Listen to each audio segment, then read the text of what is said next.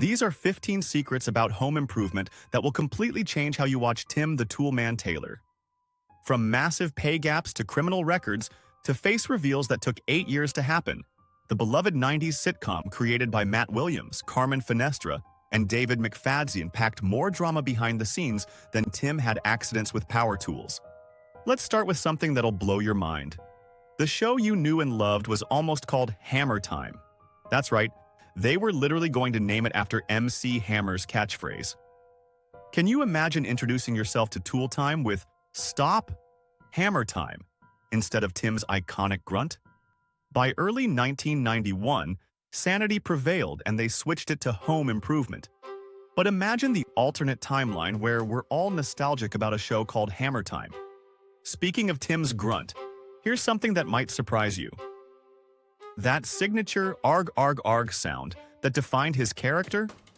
Tim Allen had to stop doing it as the seasons progressed because it was literally damaging his throat. The man sacrificed his vocal cords for our entertainment, and honestly, that's commitment to the craft. That commitment paid off when Allen won the 1995 Golden Globe for Best Actor in a Television Series.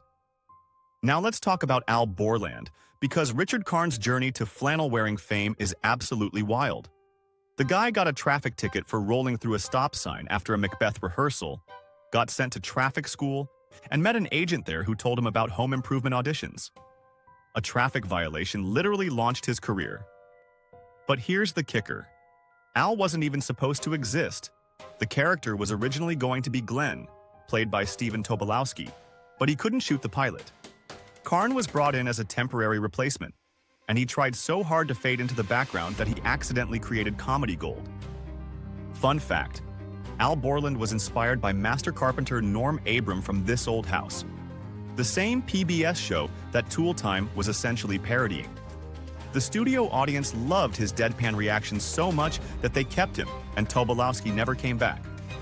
The most shocking casting change happened before the cameras even rolled. Frances Fisher was originally cast as Jill Taylor. She filmed the entire pilot, but test audiences hated her performance so much that they recast the role with Patricia Richardson. Fisher played Jill as this tortured, exasperated wife who seemed genuinely miserable with Tim's antics. Richardson brought strength and wit that could match Tim's energy, and the chemistry was instant. One bad test screening changed television history. Let's dive into Wilson, because Earl Hindman's neighbor character has layers you never knew about. Wilson appeared in 202 out of 204 episodes. He missed exactly 2 episodes in 8 years.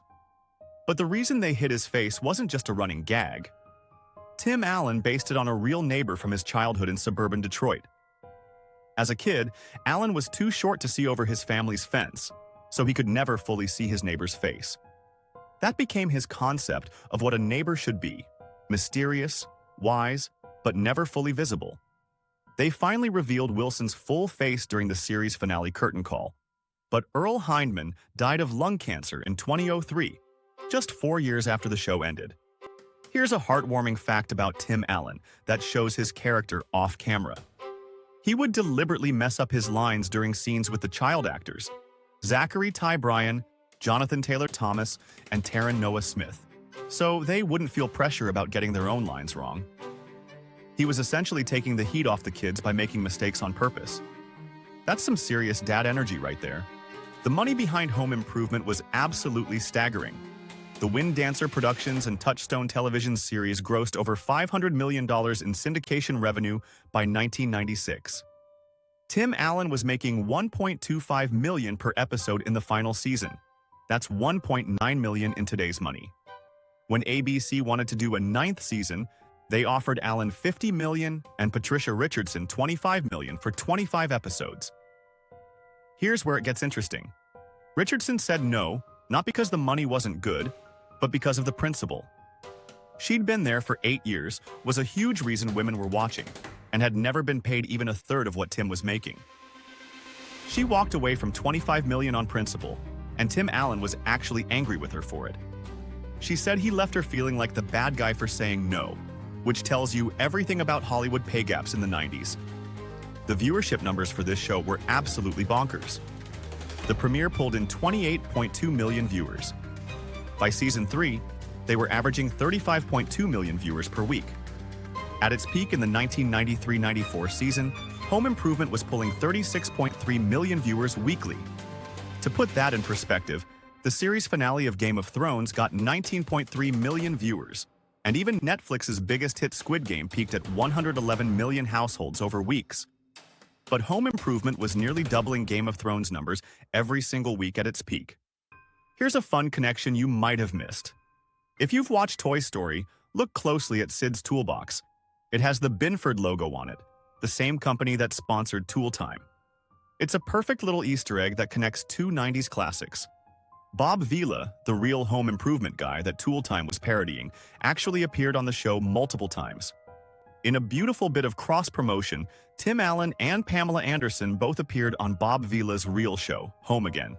It's like the home improvement universe was one big happy family. Speaking of Pamela Anderson, she left Home Improvement in 1993 to join Baywatch, and the show had to find a replacement Tool Time girl. Enter Debbie Dunning as Heidi, who brought a completely different energy to the role. But here's something wild. Ashley Judd almost joined the cast instead. Matt Williams, one of the creators, thought she was too talented for the small Tool Time girl role and wanted to create a sister character for Tim Allen, just to get her on the show. Judd's agent said she wasn't ready for television yet. Imagine Ashley Judd as Tim Taylor's sister. That's an alternate reality I'd love to see.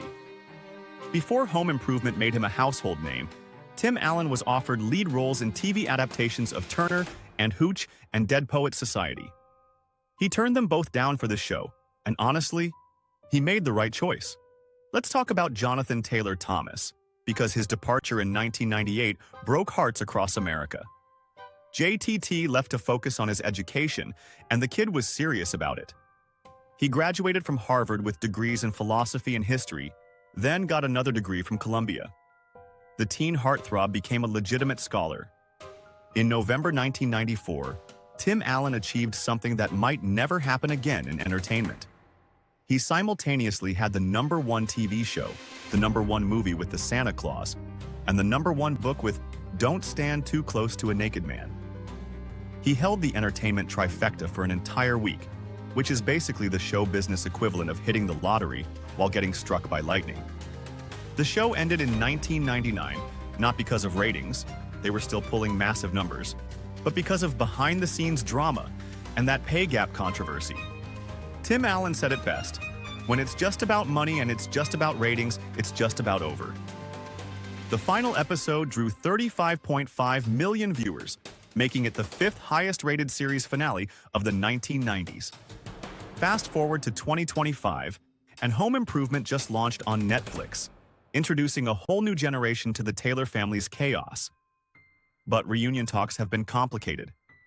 Tim Allen keeps claiming everyone's on board for a reunion, but Patricia Richardson says he never actually asked her or Jonathan Taylor Thomas. The politics have gotten messy too. Richardson believes Allen's conservative politics have hurt the show's legacy with former fans.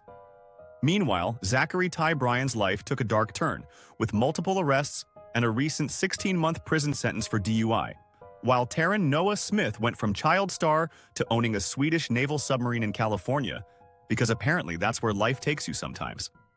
From traffic tickets launching careers to pay gap controversies to submarine ownership, Home Improvement was never just about fixing things around the house.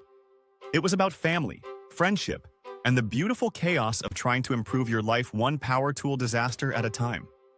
30 years later, we're still watching, still laughing, and still learning things that make us see Tim Taylor's world in a completely different light.